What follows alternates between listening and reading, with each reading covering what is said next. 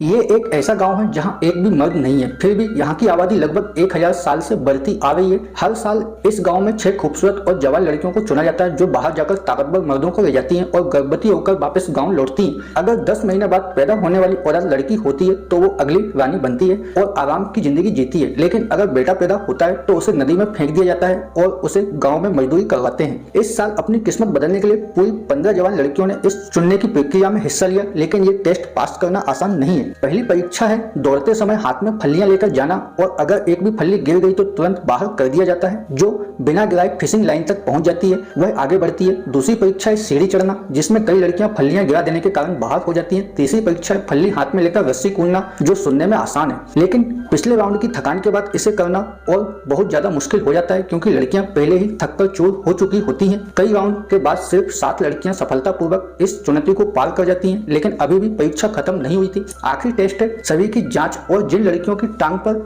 तिल मिल जाता है उन्हें बाहर कर दिया जाता है। एक लड़की रहम की भीख मांगती है, लेकिन इस गांव में बच्चा पैदा करने के लिए नियम बहुत सख्त हैं। आखिर में एक एक करके चुनने के बाद सिर्फ 6 लड़कियां पास होती हैं, लेकिन वो तुरंत बाहर नहीं जा सकते। पहले उन्हें 1 हफ्ते की ट्रेनिंग दी जाती है। इस कबीले में मर्दों को दानव कहा जाता है, जो सिर्फ बच्चे पैदा करने के लिए अच्छे हैं, साथ रहने के लिए नहीं। लड़कियों को सिखाया जाता है कि दानवों को कैसे मोहित करना है और गर्भवती होते ही जल्दी से गांव लौटना है। रानी की आखिरी प्रेरक बातों के बाद ये 6 लड़कियां धुंध के बीच से निकलकर गांव छोड़ देती हैं। पहाड़ से उतरते ही उन्हें रास्ते में एक दानव सोता हुआ मिलता है। पहले तो बहुत खुश होती हैं, लेकिन जैसे ही वो भिखारी करवट लेता है वह तेज बदबू फैलती है। वो डरकर भाग जाती है। सच में दानव डरावने होते हैं। खुदकिस्मती से वो जल्दी से एक कस्बे में पहुंचती है, लेकिन वहां भी हर जगह दानव है। कोई मछली काट रहा है तो कोई मुर्गा काट रहा है। ये नजारे देखकर 2 मासूम लड़कियां वहीं बेहोश हो जाती हैं। इन दानवों से भरी जगह को जल्द छोड़ने का फैसला कर वो रात पर एक योजना बनाती हैं। फिर अगली सुबह वो बहुत कम कपड़े पहनकर निकलती हैं ताकि जल्दी से अपने निशाने ढूंढे मिशन पूरा करें और जितना जल्दी हो सके वापस घर लौट जाएं। वीडियो को लाइक जरूर करें।